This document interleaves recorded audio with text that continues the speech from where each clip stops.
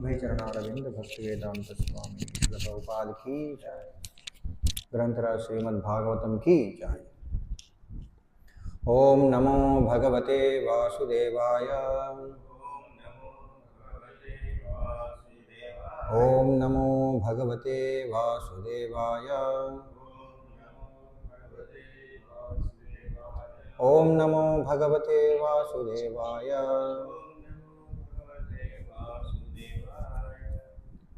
ఈరోజు మనం శ్రీమద్ భాగవతం చతుర్థ స్కందం 7వ అధ్యాయం 15వ శ్లోకం చదవబోతున్నాం.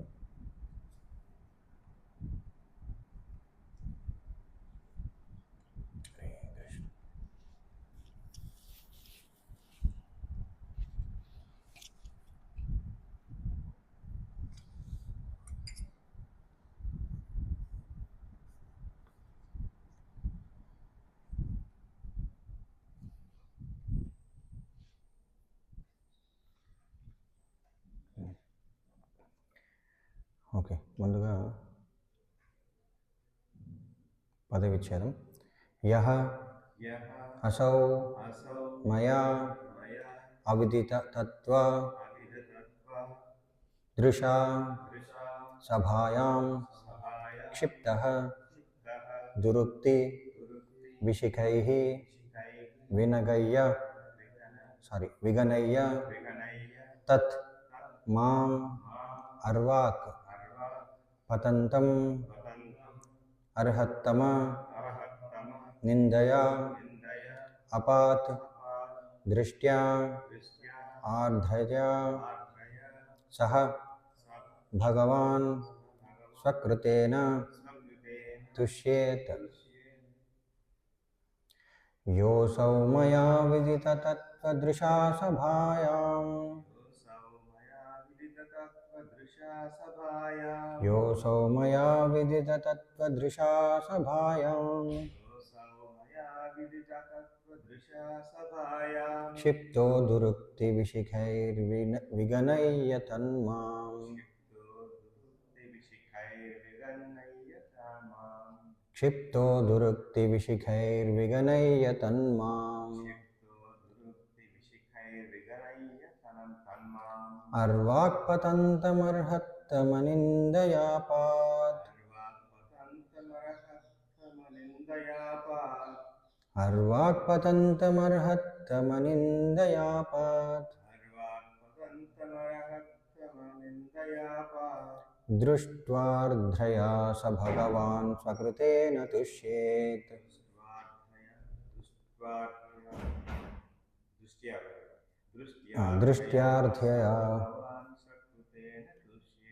दृष्ट्यार्थया स भगवान् स्वकृतेन तुष्येत् योऽसौ मया विदिततत्त्वदृशा सभायाम् क्षिप्तो दुरुक्तिविशिखैर्विगनय्य तन्माम् अर्वाक्पतन्तमर्हत्तमनिन्दयापात् दृष्ट्यार्थया स भगवान् स्वकृतेन तुष्येत्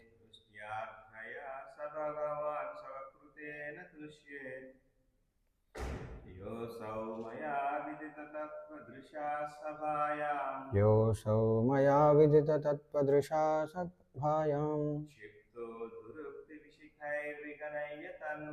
क्षिप्तो दुरुक्तिविशिखैर्विगनय्य तन्माम्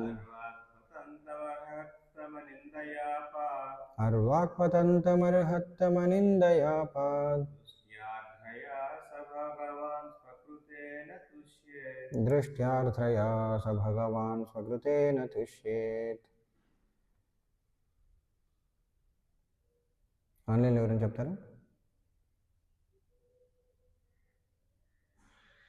హరే కృష్ణ ప్రభు. योऽसौ मया विदिततत्त्वदृशा सभायाम् योऽसौ मया विदिततत्त्वदृशा सभायाम् क्षिप्तो दुरुक्तिविशिखैर्विगनय्य तन्माम् क्षिप्तो दुरुक्तिविशिखैर्विगनय्य तन्माम् अर्वाक्पतन्तमर्हतम्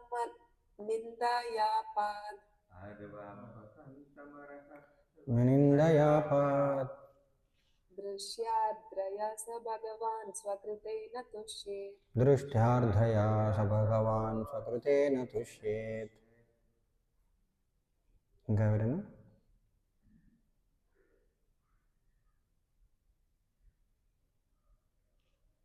ఓకే.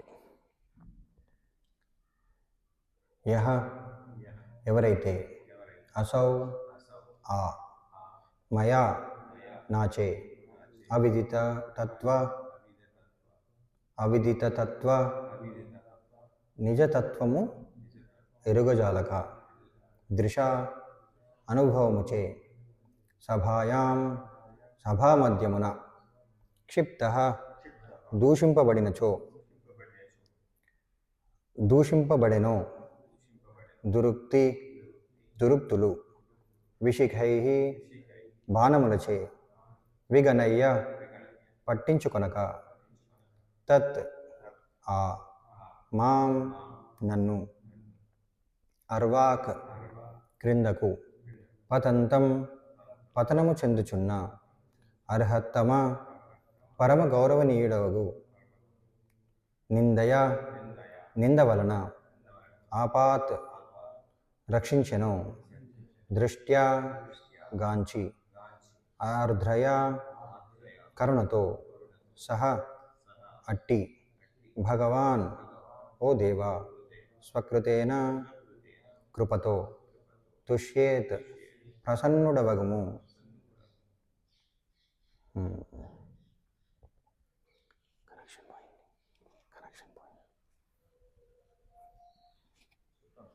ఇక్కడ ఉంది,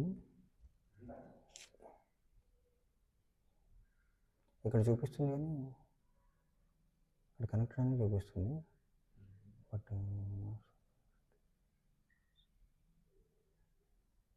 పోయింది. కరెంట్ పోయింది కదా ప్రభు, కరెంట్ పోయింది కదా. ఆ ఇన్వర్టర్ అరుస్తుంది, ఆఫీస్ రూమ్లో ఇన్వర్టర్ అరుస్తుంది.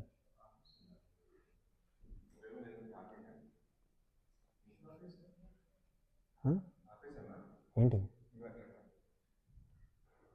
తెలియదు మరి నాకు. అరవకూడదు యాక్చువల్లీ, అరవకూడదు. లేదా ఏమైనా లోడ్ ఉందా చూడండి, లోడ్ ఆఫ్ చేయండి. ఫ్యాన్ లైట్ ఆపేస్తే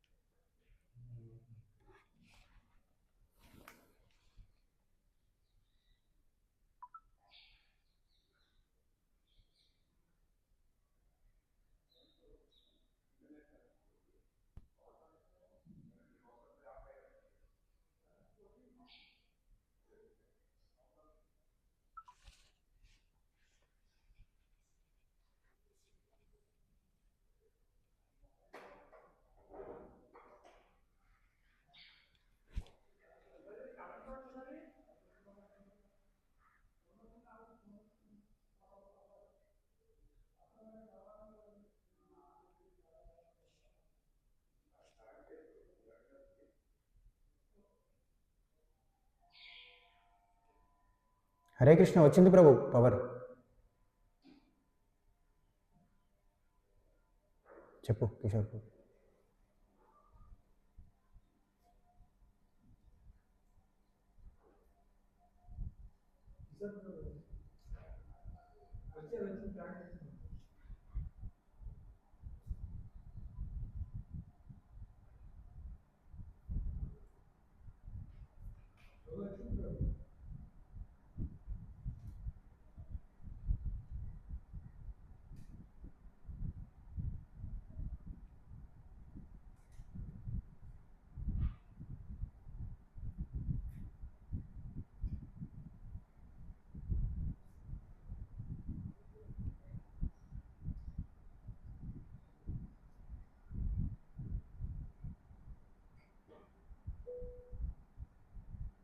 హరే కృష్ణ కృష్ణ కృష్ణ హరే హరే, హరే రామ రామ రామ హరే హరే.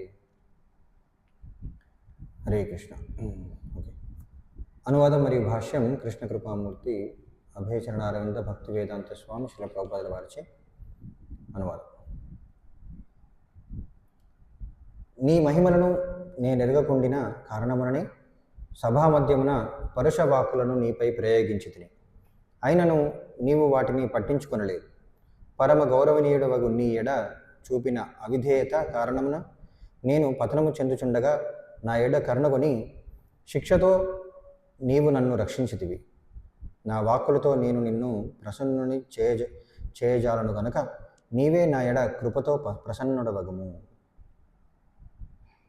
భాష్యం. జీవితమందలి విపత్కర పరిస్థితుల్లో భక్తుడు సర్వసాధారణముగా ఆ స్థితిని భగవత్కరుణగా భావించను.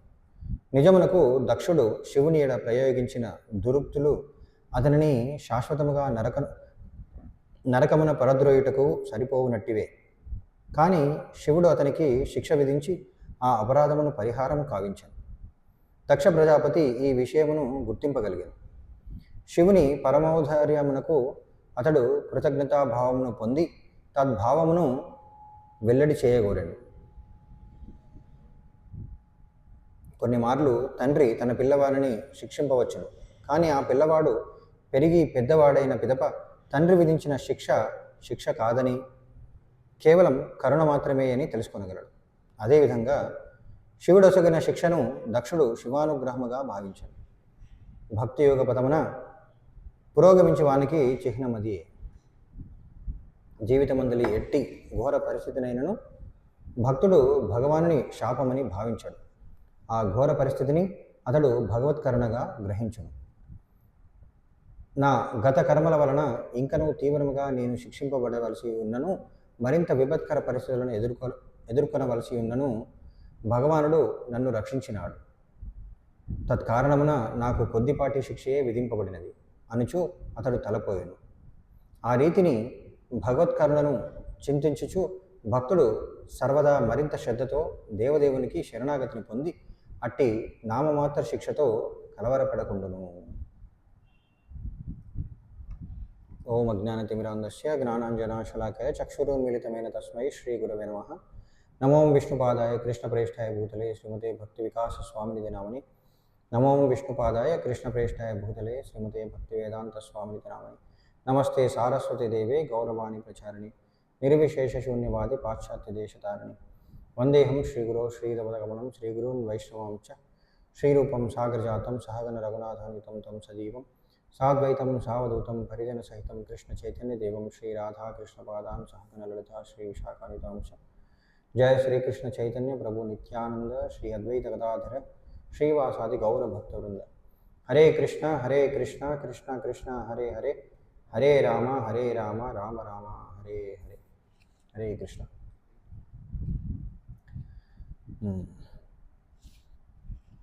సాధారణంగా యజ్ఞంలో వేదాలను అనుసరించి రకరకాల యజ్ఞాల్లో రకరకాల జంతువుల్ని బలిస్తుంటారు కదా. శ్రేష్టమైనది అన్ని యజ్ఞాలకెల్లా సాధారణంగా మనం చూసినట్లయితే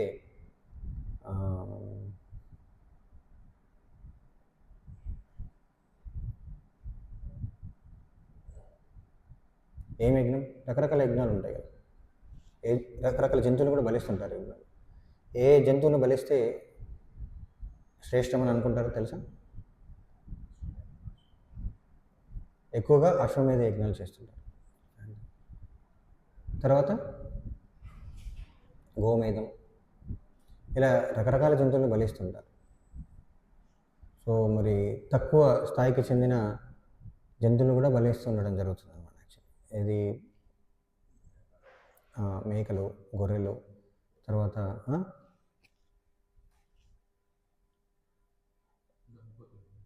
కొన్నిసార్లు గేదెలు అట్లాంటివి కూడా బలివ్వడం జరుగుతుంది రకరకాల యజ్ఞాలలో. ఆహుతి ఇచ్చేటప్పుడు రకరకాల జంతువుల్ని ఆహుతిస్తుంటారు. కానీ మనం చూసాం ఇక్కడ దక్షుడు చేసే యజ్ఞంలో ఏ జంతువు ఆహుతి ఇవ్వబడింది?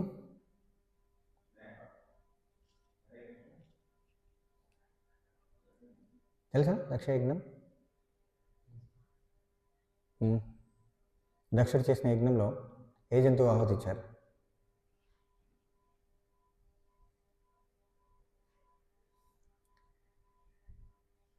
ఆన్లైన్ భక్తులు ఎవరైనా చెప్తారా? ఏ జంతువును బలి ఇవ్వడానికి సిద్ధంగా ఉంచారు?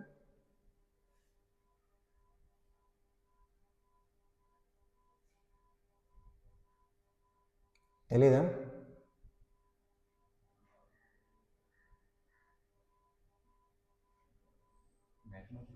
మేకనే బలి ఇవ్వడానికి సిద్ధంగా ఉంచారు, కానీ ఏ జంతువు ఇప్పుడు బలి ఇవ్వడం జరిగింది? దక్షుడి తలనే బలి ఇవ్వడం జరిగింది అనమాట. చివరికి దక్షుడే తల కోల్పోయాడు కదా. మేకను బలిద్దామని కూడా సిద్ధంగా చేశారు, కానీ సాధారణంగా మనకు తెలిసిన అశ్వమేధము, గోమేధం అలా చేస్తుంటారు. కానీ కొన్ని యజ్ఞాలలో మనుషుల్ని కూడా బలిస్తుంటారు. అలాంటి యజ్ఞాలు కూడా శాస్త్రంలో చెప్పబడ్డాయి. సాధారణంగా ఎవరైతే యజ్ఞం చేస్తుంటారో ఆ యజ్ఞానికి యజమాని ఎవరైతే ఉన్నారో దానికి కావాల్సిన ఏర్పాట్లన్నీ చేసే వ్యక్తి యజమాని అనడం జరుగుతుంది అనమాట. యజమాని తనకు తాను ఆహుతించుకోవాలి ఆ యజ్ఞానికి, కానీ దానికి ఏమంటారు, ప్రతీకగా తననే ఆహుతిస్తున్నాను అనే భావానికి ప్రతీకగా ఏం చేస్తారంటే ఏదో ఒక జంతువును బలిస్తారనమాట. యాక్చువల్లీ అంటే పూర్తిగా భగవంతునికి నేను అర్పించుకుంటున్నాను అనే భావనతో అలా తనకు తాను అర్పించుకోవాలి ఆ యజ్ఞ పురుషునికి. కానీ దానికి సింబాలిక్గా జంతువుల్ని అర్పిస్తుంటారనమాట యాక్చువల్. సరే ఏదేమైనప్పుడు కూడా ఇక్కడ మరి దక్షుడు యజ్ఞం చేస్తున్న సమయంలో మరి అక్కడ శివుడిని చూసి తను అపార్థం చేసుకోవడం వలన శివుడిని సరిగా అర్థం చేసుకోకపోవడం వలన ఆయన అపరాధం చేయడం జరిగింది. మరి దానికి ఫలితంగా మరి జంతువులను బలి ఇవ్వాల్సింది మేకను బలి ఇవ్వాల్సింది బదులు దక్షుడు తలని బలి ఇవ్వాల్సి వచ్చింది. దక్షుడు తల కోల్పోయాడు. కానీ ఇక్కడ మనకు దక్షుడు ఏమంటున్నాడో, తిరిగి ఎప్పుడైతే చైతన్యాన్ని పొందాడో దక్షుడు శివుడిని ప్రార్థిస్తున్నాడు అనమాట. ఓ నాపైన ఎంతో కృపతో నన్ను శిక్షించి నన్ను సరిదిద్దావు అని చెప్తున్నాను. నేను చేసిన తప్పును క్షమించి ఈ విధంగా సరిదిద్దామని చెప్తున్నాడు. మరి అంతే కదా, మనం సాధారణంగా చూస్తుంటాం, ఎవరైనా ఇతరుల సమక్షంలో ఎవరైనా అవమానింపబడ్డప్పుడు ఏమంటుంటారు?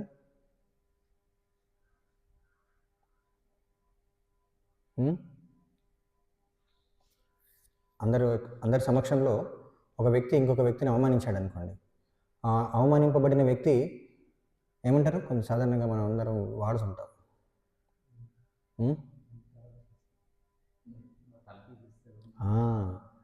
అరే నాకు అసలు అంతమంది మధ్యలో ఈ విధంగా నన్ను దూషించాడు, నాకు తల తీసినట్లు అయిపోయింది అంటుంటారు కదా. అంటే దాని అర్థం ఏంటి?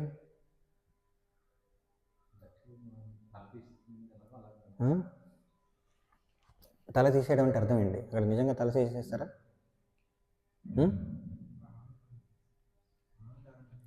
వాళ్ళకి అవమానింపబడ్డారనమాట. యాక్చువల్లీ తల తీసేసినట్లు జరిగిందంటే ఏంటంటే ఇతరులకి తలను చూపించుకోలేకపోయాను,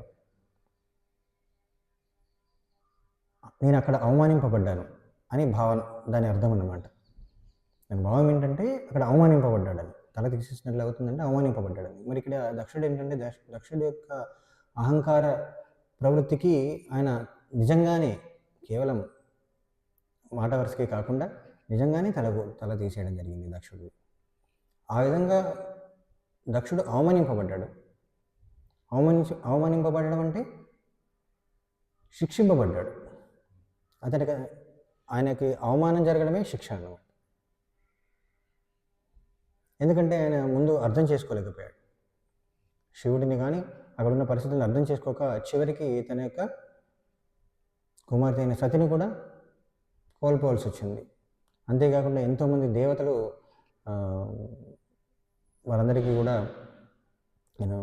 ఈ యొక్క శివుడి యొక్క శివగణంతో యుద్ధానికి దిగి వాళ్ళ శరీర అవయవాలు కోల్పోవాల్సి వచ్చింది. వాళ్ళు కూడా ఎంతో బాధను అనుభవించాల్సి వచ్చింది కదా. మరి ఇంతటి దానికి దారితీస్తుంది అనమాట కేవలం ఆయన యొక్క అపార్థం. శివుడిని అపార్థం చేసుకోవడం వల్ల అంతటి పరిస్థితి ఏర్పడింది అనమాట.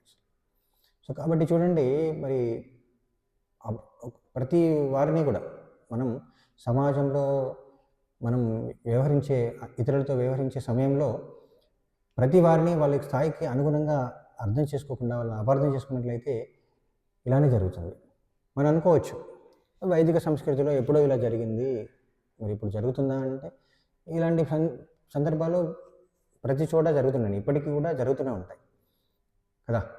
ఇతరులను అర్థం చేసుకోకుండా అవమానించినప్పుడు భాగవతంలో మనం చూసే సన్నివేశం ఇది ఏదైతే ఉందో, దక్షుడు శివుణ్ణి అపార్థం చేసుకోవడం ఏదైతే ఉందో, మరి అది వాళ్ళు సాధారణమైన వ్యక్తులు కాదు. దక్షుడు మరియు శివుడు సాధారణమైన వ్యక్తులు కాదు. మరి దాని యొక్క ఫలితం ఎలా జరిగింది? ఆయన యొక్క అపార్థం యొక్క ఫలితం చాలా పెద్దగా జరిగింది. దానివలన ఎంతోమంది దుఃఖించారు కూడా, ఎంతోమంది గాయపడ్డారు కదా. అయితే మనం సాధారణ వ్యవహారాల్లో కూడా సాధారణమైన వ్యక్తుల మధ్య కూడా ఇలా అపార్థాలు జరిగినప్పుడు కూడా వాళ్ళు నష్టపోతారు, వాళ్ళ కింద ఉండే వాళ్ళు కూడా నష్టపోవడం మనం చూస్తుంటాం, అంతే కదా. వాళ్ళు ఎంత ఉన్నత స్థాయిలో ఉన్న వాళ్ళైతే వాళ్ళ యొక్క అపార్థాలు వాళ్ళ కింది వాళ్ళకు కూడా అంత నష్టాన్ని కలుగజేస్తాయి, అవునా కదా. సో కాబట్టి మనం అనుకోవచ్చు, సరే మనకు ఇలాంటి సన్నివేశం చూసినప్పుడు ఇలాంటి దక్షుడు గురించి మనం విన్నప్పుడు ఏమనిపిస్తుందంటే మనం వెక్కిరించవచ్చు, దక్షుడు అలా తప్పు చేశాడు, నాకు అది కూడా తెలియదు, దక్షుడి తల కోల్పోయాడు, మేకతలు వచ్చింది మేకతలు వచ్చింది అని చెప్పేసి మనం అనుకోవచ్చు, మనకు నవ్వు రావచ్చు. కానీ మన వ్యవహారాల్లో కూడా ప్రతి ఒక్కరు మన మన మన స్థాయిలో ఇతరులను అపార్థం చేసుకోవడం వల్ల కూడా మనం అలానే నష్టపోవాల్సి వస్తుంది. కొన్నిసార్లు బంధాలకు దూరంగా వెళ్ళాల్సి వస్తుంది. బంధాలని కోల్పోతుంటాం, బంధుత్వాలని కోల్పోతుంటాం, బంధువుల్ని కోల్పోతుంటాం అన్నమాట. అవునా కదా? మరి అది కూడా నష్టమే. వ్యక్తి జీవితంలో బంధుత్వాలని కోల్పోవడం అనేది కూడా నష్టమే. కాబట్టి ప్రతి ఒక్కరితోనూ బంధుత్వం అంటే రక్త సంబంధికులని కాదు, ప్రతి ఒక్కరితో మనకి ఏదో ఒక రకమైన సంబంధం ఉంటుంది. ఆ సంబంధాన్ని కోల్పోవడం అనేది మంచిది కాదన్నమాట. ఎందుకంటే మన సమాజంలో వ్యవహరించాలంటే ప్రతి ఒక్కరితో సత్సంబంధాలు ఉండడం అవసరం. కాబట్టి మరి వ్యక్తుల్ని సరిగా అర్థం చేసుకోకుండా అపార్థం చేసుకున్నట్లయితే మరి సంబంధాన్ని కోల్పోవాల్సి వస్తుంది. మరి దాన్ని తిరిగి ఆ సంబంధాన్ని ఏర్పరచుకోవడం ఇంకా కష్టం అన్నమాట. ఇక్కడ దక్షిణ వృత్తాంతంలో మనం చూసాం, దక్షుడు ఎప్పుడో మొదటిసారి శివుడిని అవమానించాడు, రెండోసారి యజ్ఞం ఏర్పాటు చేసే సమయంలో కూడా మళ్ళీ శివుడిని అవమానించాడు. మరి తక్కువ సమయం పట్టలేదు. మరి దాని తర్వాత మరి అపార్థం చేసుకున్న తర్వాత తను శిక్షింపబడి తను మళ్ళీ తన జ్ఞానాన్ని తిరిగి పొందడం కూడా తక్కువ సమయం ఏం పట్టలేదు అనమాట. దాని కూడా చాలా సమయం ఏం పట్టింది. మన ఇక్కడ చిన్న సందర్భంలో చిన్నగా ఈ వృత్తాంతాన్ని కూడా భాగవతంలో వివరిస్తున్నారు. కానీ సాధారణంగా మన జీవితంలో మనం కూడా చూడొచ్చు, ఎవరైనా ఇతరుల్ని మనం అపార్థం చేసుకుని వాళ్ళని అవమానించినట్లయితే తిరిగి ఆ సంబంధాన్ని ఏర్పరచుకోవడం అంటే కొన్నిసార్లు తక్కువ సమయంలో సాధ్యం కావచ్చు, కొన్నిసార్లు చాలా సమయం పట్టవచ్చు. ఎందుకంటే ఎదుటి వ్యక్తికి వెంటనే మన పైన నమ్మకం రాకపోవచ్చు. మనం అలా వ్యవహరించాలి కూడా కదా. సంబంధం కోల్పోయిన తర్వాత మళ్ళీ సంబంధాన్ని ఏర్పరచుకోవాలంటే మన వ్యవహారం కూడా చాలా కాలం అలా ఉండాలి. అందుకని చూడండి, ఇక్కడ మనం ఇంతకుముందు కూడా చర్చించుకున్నాం, ఈ శ్లోకంలో కూడా చెప్తున్నారు. అంటే శివుడు దక్షుణ్ణి క్షమించాడంట. ఎలా క్షమించాడంటే ఒక తల్లిదండ్రులు ఎలాగైతే పిల్లల్ని క్షమిస్తారో వాళ్ళు చేసిన తప్పులకి, ఎంత పెద్దైన తప్పైనా కావచ్చు. కొన్నిసార్లు మనం చూస్తుంటాం, పిల్లలు ఏం చేస్తుంటారంటే తల్లిదండ్రులు విడిచిపెట్టి వెళ్ళిపోతుంటారు, వాళ్ళు పూర్తిగా విడిచిపెట్టి వెళ్ళిపోతుంటారు. అది తల్లిదండ్రులకు చాలా బాధ కలిగిస్తుంది. విడిచిపెట్టి వెళ్ళిపోవడం కాకుండా ఇంకా కొందరు ఏం చేస్తుంటారు, అంతకంటే దారుణంగా ఎలా వ్యవహరిస్తుంటారంటే అక్కడే ఉండి వాళ్ళని ప్రతిక్షణం కూడా మాటలతోనూ అనేక రకాలుగా వాళ్ళని దూషిస్తూ వాళ్ళను నిర్లక్ష్యపరుస్తూ వాళ్ళకు బాధ కలిగిస్తుంటారు. అయినా సరే తల్లిదండ్రులు విడిచిపెట్టి వెళ్ళరన్నమాట. తల్లిదండ్రులు వాళ్ళను విడిచిపెట్టారు. తిరిగి ఎప్పుడు తల్లిదండ్రులు అర్థం చేసుకొని వాళ్ళ దగ్గరికి మళ్ళీ వస్తారనే చూస్తుంటారు చివరి వరకు కూడా కదా. ఎందుకంటే ఆ ప్రేమ బంధం అనేది వాళ్ళు పిల్లలు చేసే తల్లిదండ్రుల ప్రేమ బంధం అనేది పిల్లలు చేసే ప్రతి తప్పును కూడా క్షమించడానికే ప్రయత్నిస్తుంటారనమాట వాళ్ళు. ఎందుకంటే ఆ బంధం అనేది శాశ్వతం, ఈ అపార్థం అనేది తాత్కాలికం. అవునా కదా? బంధం అనేది శాశ్వతం. బంధాన్ని తెంచొచ్చా? పిల్లలకి తల్లిదండ్రులతో ఉన్న సంబంధాన్ని పెంచొచ్చా? ఎప్పటికీ తెలియదు.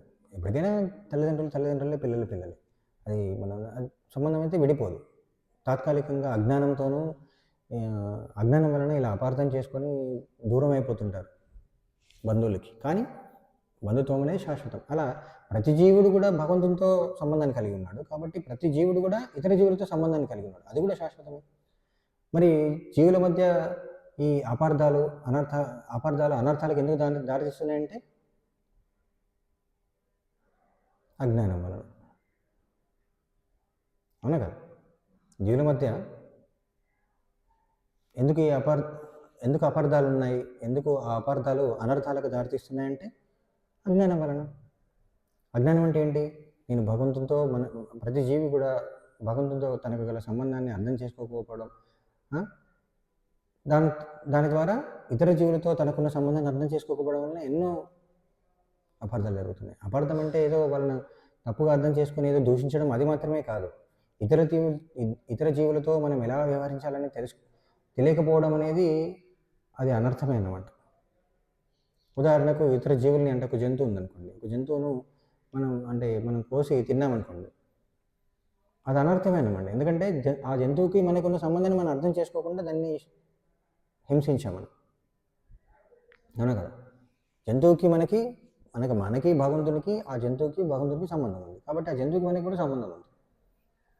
కాబట్టి దాన్ని అర్థం చేసుకోకుండా దాన్ని చంపి తింటున్నామంటే అది కూడా అనర్థమే కదా. ఎందుకు అలా అనర్థం జరుగుతున్నాయంటే అజ్ఞానం వలన. మరి అలాంటిది వ్యక్తుల మధ్య కూడా సంబంధాలు అలా సంబంధాలు అంటే సరిగా ఉండకుండా అనర్థాలకు దారితీస్తున్నాయంటే, అపార్థాలు జరుగుతున్నాయంటే దాని అర్థం ఏంటంటే అజ్ఞానం అన్నమాట. అంటే భగవంతునితో తనకు సంబంధాన్ని తెలుసుకోకపోవడం. ఎవరైతే తెలుసుకుంటారో వాళ్ళ యొక్క ప్రవర్తన భిన్నంగా ఉంటుంది. అందుకని మనం చూసాం ఇక్కడ ఏదైతే దక్షుడు శివుడికి మధ్య సన్నివేశం ఏదైతే జరిగిందో, దక్షుడు శివుణ్ణి అపార్థం చేసుకున్నాడు. అంటే శివుడి యొక్క స్థానాన్ని సరిగా అర్థం చేసుకోలేకపోయాడు. అలాంటి సన్నివేశమే మొన్న కూడా మనం చర్చించుకున్నాం. ఏది పరీక్షిత మహారాజు కూడా శామ్యక మునిని అపార్థం చేసుకున్నాడు. దానివల్ల కూడా మరి దాని పర్యవసనం కూడా మనం చూసాం. ఏం జరిగింది?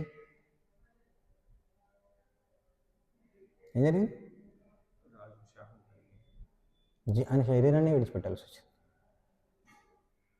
ఒక ఋషిని తప్పుగా అర్థం చేసుకొని పరీక్షిత్ మహారాజు ఏం చేశాడు? నన్ను గౌరవించవా, నేను రాజును వచ్చాను, రాజును గౌరవించకుండా అలా పరధ్యానంలో ఉండిపోతావా అని చెప్పేసి ఆయన ఏం చేశాడు? అక్కడ చనిపోయిన పాముని తీసి ఆయన మెడలో వేశాడు. అక్కడ అఫ్కోర్స్ మనది భగవంతునికి ఏర్పడని చెప్తుంటాం, కానీ దాని పర్యవసనం ఏంటి? ఆయన ఆ యొక్క ఋషికుమారుడి చేత శపింపబడి ప్రాణాన్ని విడిచిపెట్టాల్సి వచ్చింది, శరీరాన్ని విడిచిపెట్టాల్సి వచ్చింది.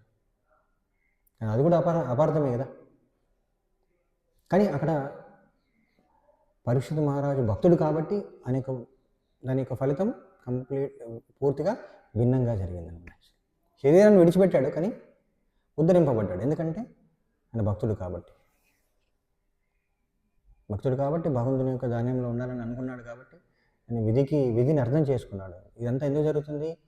నేను పూర్వం చేసిన పాపాల వలన ఈ విధంగా నేను శిక్షింపబడుతున్నాను. అందుకని ప్రభువుల వారి భాషలో రాశారు కదా, జీవితమందలి విపత్కర పరిస్థితులలో భక్తుడు సర్వసాధారణంగా ఆ స్థితిని భగవత్కరణగా భావిస్తాడు. పరీక్షిత్ మహారాజు అలానే అనుకున్నాడు, ఇదంతా కూడా భగవంతునికి ఏర్పాటు. ఎందుకు జరిగింది? నేను కావాలని, అసలు నేను చేసింది తనే తప్పు, కానీ అలా ఉద్దేశపూర్వకంగా చేయాలని ఆయన అనుకోలేదన్నమాట. అలా జరిగింది. సరే, ఇదంతా కూడా భగవంతునికి ఏర్పాటు అని అంగీకరించాడు అనమాట. నిజంగా ఆయన ఉద్దేశపూర్వకంగా శామ్యక మునిని అవమానించినట్లయితే ఆ ముని కుమారుడు పరీక్షిత్ మహారాజుని శపించినప్పుడు పరీక్షిత్ మహారాజు కూడా తిరిగి శపించవచ్చు, తిరిగి శిక్షించే శక్తులు ఆయనకు ఉన్నాయి. కానీ అలా చేయలేదు. ఎందుకంటే ఆయన అంగీకరించాడు, విధిని అంగీకరించాడు అనమాట. తన కర్మ ఫలితాన్ని అంగీకరించాడు. నా కర్మ వలనే ఇలా జరిగింది, నేను అంగీకరిస్తున్నాను, శిక్షకు సిద్ధంగా ఉన్నాను అనుకున్నాడు. కాబట్టి ఆయన భక్తుడు అయిపోయాడు. అందుకని ఏం చేశాడు? భాగవతం వినాలనుకున్నాడు. సో మనం కూడా ఏంటంటే, అందుకని ప్రభుల వారికి భాష అంతా కూడా అదే చెప్తున్నారు అనమాట. చివరిగా చెప్పారు కదా, నా గత కర్మాల వలన ఇంకనూ తీవ్రముగా నేను శిక్షింపబడవలసి ఉన్నను, మరింత విపత్కర పరిస్థితులను ఎదుర్కోవలసి ఉన్నను, భగవానుడు నన్ను రక్షించినాడు. ఎలాగైతే శివుడు దక్షుణ్ణి శిక్షించి ఆయనను సరిదిద్దాడో, అలాగే భగవంతుడు కూడా ఏం చేస్తుంటాడంటే మనం జీవులు చేసే తప్పులకి శిక్షిస్తుంటాడు. ఏ విధంగా? కర్మ ఫలితాల ద్వారా శిక్షిస్తుంటాడు. చేసిన తప్పుకు శిక్షణ ఇస్తూ ఉంటాడు అన్నమాట. ఎట్లా ఇస్తుంటాడు? టోకెన్ పనిష్మెంట్, కొద్దిగా చిన్న శిక్షణ ఇస్తుంటాడు అన్నమాట. దాన్ని మనం అర్థం చేసుకోవాలి. అర్థం చేసుకొని మన జీవితంలో కష్టం వచ్చినప్పుడు ఏం చేయాలంటే,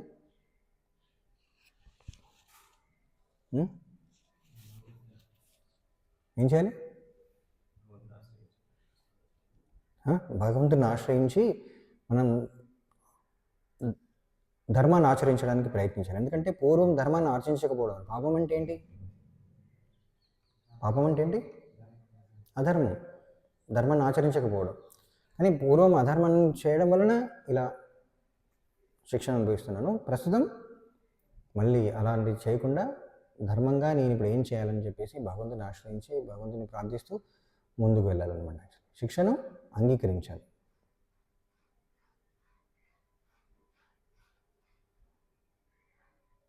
అలాంటి భక్తుడికి భగవంతుడు సహాయం చేస్తుంటాడు అన్నమాట. అందుకనే ఏమన్నారు? భాగవతం చెప్తుంది కదా, తత్తేను కంప సుసమీక్షమాను భుంజాన ఏవాత్మకృతం విపాకం. ఆత్మకృతం, నా తపోలనే నేను శిక్షింపబడుతున్నాను. భుంజాన ఏవాత్మకృతం విపాకం. తర్వాత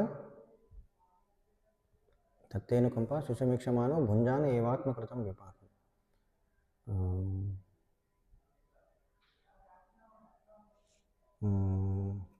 గుర్తున్నారు కదా.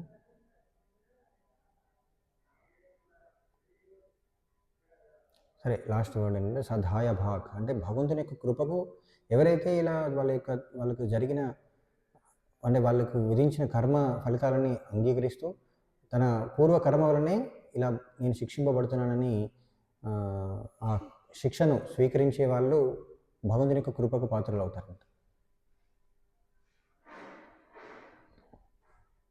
ఇక్కడ దక్షుడు అర్థం చేసుకున్నాడు, శివుడిని అర్థం చేసుకున్నాడు, శివుడు విధించిన శిక్షను అర్థం చేసుకుని తనను తాను సరిదిద్దుకున్నాడు. సో అది వ్యక్తికి ఉండాల్సిన గొప్ప లక్షణం. అందుకని ఇక్కడ చెప్పారు భాషలో పాపులర్ ఏం రాశారు.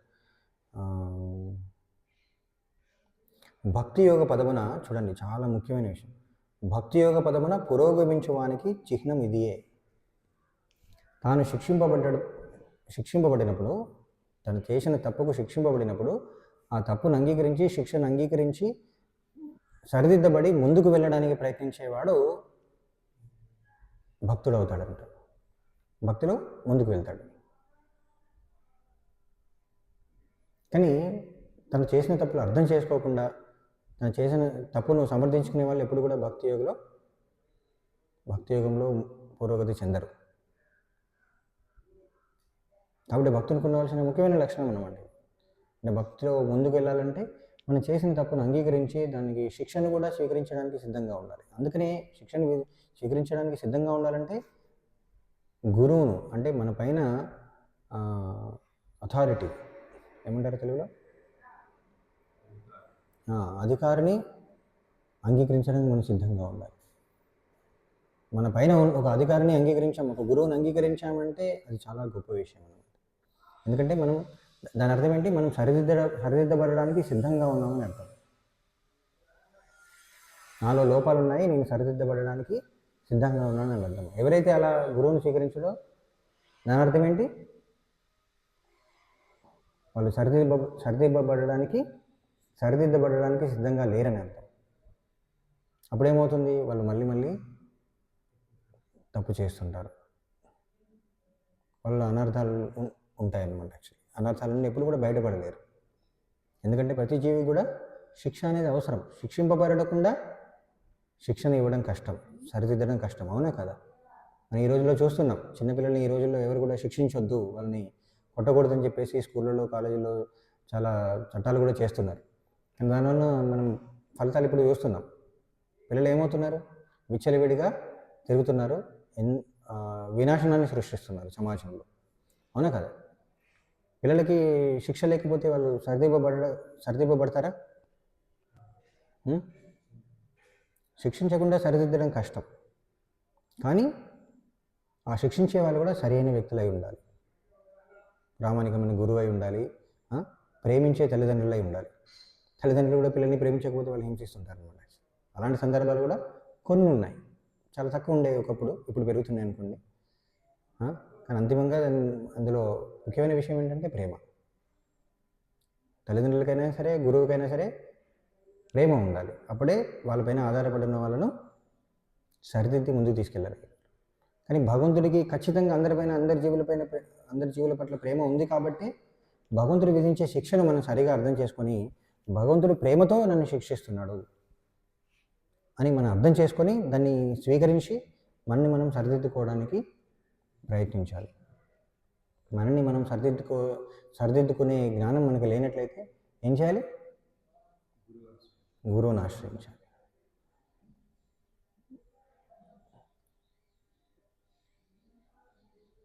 గురువు యొక్క నియంత్రణలో ఉండడానికి మనం సిద్ధపడాలన్నమాట. అప్పుడు మనం సరిదిద్దబడగలుగుతాం. కాబట్టి ఇక్కడ భాషలో ప్రభువులు రాసినట్లు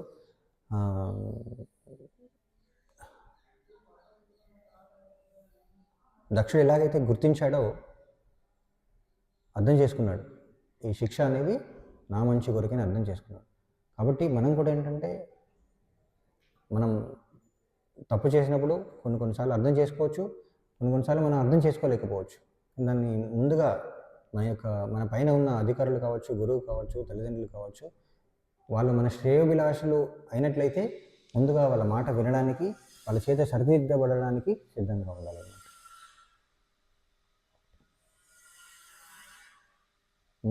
దక్షుడిలాగా లేనట్లయితే పూర్తిగా తలకోల్పోవాల్సి వస్తుంది కదా.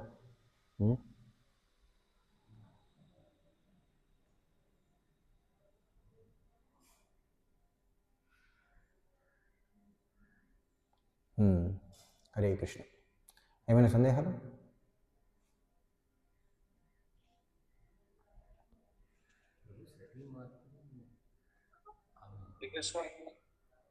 ఒక్క నిమిషం అండి. అవును, పర్వతుడికి పర్వతుడికి పుడుతుంది. అందుకనే పార్వతికి ఇంకో పేరేంటి? హిమవతి. హిమాలయాలకి పుత్రికగా పడుతుంది అన్నమాట. హరే కృష్ణ. చెప్పండి. పరిపక్వత కలిగిన డివోటీస్ అని ఎలా చెప్పవచ్చు ప్రభుజీ? పరిపక్వతతో ఉన్నారు వీళ్ళు అని చెప్పేసి విధంగా వ్యక్తుల యొక్క ప్రవర్తన బట్టి మనం అర్థం చేసుకోవచ్చు. మనం చూస్తున్నాం కదా, కనిష్ట మధ్యమ ఉత్తమాధికారులు ఎలా ప్రవర్తిస్తారో. అంతేకాకుండా భగవద్గీతలో భక్తుడి యొక్క లక్షణాలు వివరించబడ్డాయి. సత్వగుణంలో ఉన్న వాళ్ళ యొక్క లక్షణాలు వివరించబడ్డాయి. భాగవతంలో కూడా మనం చూస్తుంటాం భక్తులకు ఉండవలసిన లక్షణాలు. సో అవన్నీ ఉన్నట్లయితే మనం ఆ వ్యక్తి పురోగతి చెందిన వ్యక్తిగా గుర్తించవచ్చు అన్నమాట. భగవద్గీతలో కృష్ణుడు చెప్తున్నాడు కదా, వ్యక్తి యొక్క బాహ్య లక్షణాలనే కాకుండా వ్యక్తి యొక్క ప్రవర్తనను బట్టి మనం ఆ వ్యక్తిని అర్థం చేసుకోవచ్చు. మనం బాహ్య లక్షణాలు కూడా ముఖ్యమే, కానీ కేవలం అవి సరిపోవు. కొన్నిసార్లు బాహ్య లక్షణాలు చూసి మనం మోసపోవచ్చు కూడా. కాబట్టి వ్యక్తి యొక్క ప్రవర్తన, అర్జునుడు అదే అడుగుతాడు కదా, యోగలో పురోగతి చెందిన వ్యక్తి ఎలా ప్రవర్తిస్తాడు, ఎలా భుజిస్తాడు, ఎలా కూర్చుంటాడు, ఎలా నడుస్తాడు అని చెప్పేసి అడుగుతాడు. సో ఆ ప్రవర్తన అనేది అవసరం అన్నమాట. సో అందుకని ఇక్కడ చెప్పారు కదా, ఇక్కడ ఇది కూడా ఒక లక్షణం. ఈ శ్లోకంలో చెప్పింది ఏంటంటే భక్తి యోగ పదమున పురోగమించడానికి చిహ్నం ఇది. ఏంటది? ముందు చెప్పారు కదా, శివుడొసగిన శిక్షను దక్షుడు శివానుగ్రహంగా భావించాను. చూడండి, అందుకని మన గురువు మనల్ని శిక్షించినా, లేకపోతే మన పై అధికారులు మనల్ని శిక్షించినా, మన తల్లిదండ్రులు మనల్ని శిక్షించినా సరే, దాన్ని స్వీకరించి మనల్ని మనం సరిదిద్దుకోవడానికి ప్రయత్నించినప్పుడు ఆ వ్యక్తి పురోగమిస్తున్నాడు అని అర్థం అన్నమాట యాక్చువల్లీ. సో అలా అన్ని సద్లక్షణాలను కలిగి ఉండడానికి, పెంపొందించుకోవడానికి ప్రయత్నించాలి. సరేనా? Thank you bro. ఇంకా ఏమైనా ప్రశ్నలు ఉన్నాయా?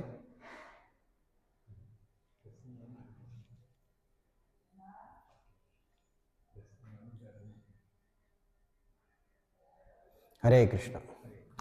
గ్రంథరాజ్ శ్రీమద్ భాగవతం కీ జయ. శ్రీల ప్రభుపాద కీ జయ. వాంఛాకల్పతరుభ్యశ్చ కృపా సింధుభ్యో చ పతితానాం పావనేభ్యో వైష్ణవేభ్యో నమో నమః.